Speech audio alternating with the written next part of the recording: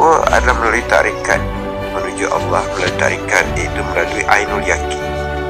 Ainul Yakin maknanya Ainul ini adalah Ain, penglihatan. Maknanya melihat Tuhan dengan mata hati, bukan lagi sekadar tahu.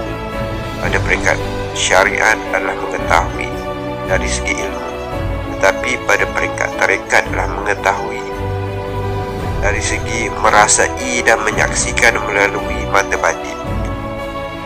Dan dia merasai dan menyaksikan Allah melalui amal, dalam amal.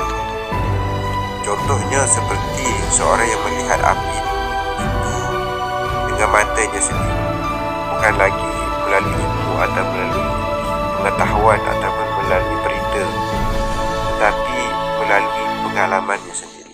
Di sini dinamakan sebagai Ainul Yakin.